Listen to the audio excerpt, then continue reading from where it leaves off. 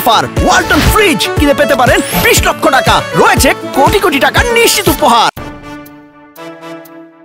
Syria নিয়ে কাজ করা যুক্তরাষ্ট্রভিত্তিক অ্যাডভোকেসি সংস্থা সিরিয়ান ইমার্জেন্সি টাস্ক ফোর্স দাবি করেছে, সিরিয়ার রাজধানী দামেস্কের বাইরে একটি গণকবরে অন্তত 1 লাখ মানুষকে সমাহিত করা হয়েছে।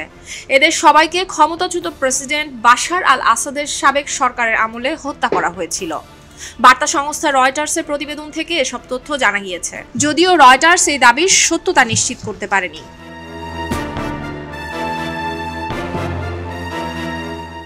সিরিয়ান ইমার্জেন্সি টাস্ক ফোর্সের প্রধান মুয়াজ মোস্তফা দামেস্ক থেকে রয়টার্সকে টেলিফোনে দেওয়া এক সাক্ষাৎকারে বলেছেন, সিরিয়ার রাজধানী থেকে 40 কিলোমিটার উত্তরে আল কুতাইয়া ফাহ নামক স্থানে অবস্থিত এই গণকবরটি বাশার আল আসাদের 5টি গণকবরগুলোর মধ্যে একটি।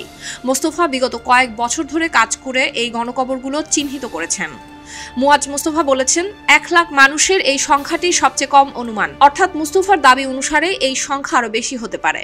তিনি জানিয়েছেন, তিনি নিশ্চিত যে এই 5টির বাইরে আরও গণকবর রয়েছে এবং ভুক্তভোগীদের মধ্যে কেবল সিরিয়ানই নয়, যুক্তরাষ্ট্র, যুক্তরাজ্য এবং অন্যান্য দেশের নাগরিকেরাও রয়েছেন।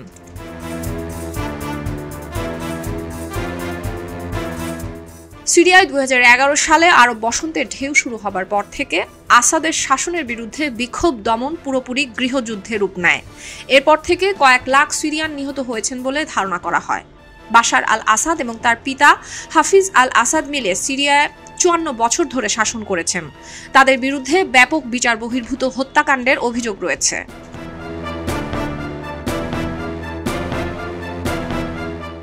বাশার আল আসাদ বারবারই তার সরকারের বিরুদ্ধে আনা মানবাধিকার লঙ্ঘনের অভিযোগগুলো অস্বীকার করেছেন এবং সমালোচকদের চরমপন্থী হিসেবে আখ্যায়িত করেছেন।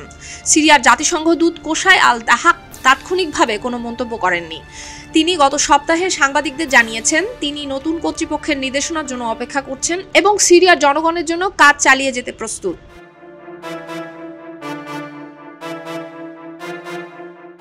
মোস্তফা সিরিয়ায় পৌঁছান বাশার আল আসাদ রাশিয়ায় পালিয়ে যাবার পর। তিনি রয়টার্সকে বলেন, সিরিয়ার বিমান বাহিনীর গোয়েন্দা শাখা দায়িত্ব ছিল মরদেহগুলো সামরিক হাসপাতাল থেকে সংগ্রহ করার।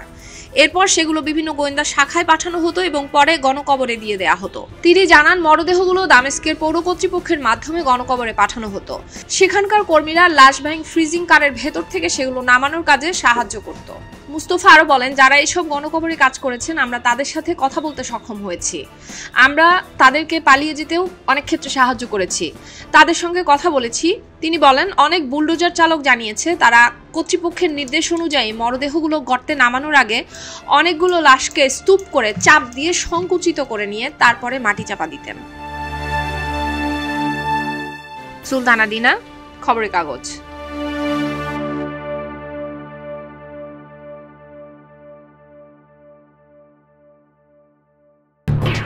এলো খবরের কাগজ, নিখাত, নির্ভীক, নিরপেক্ষ।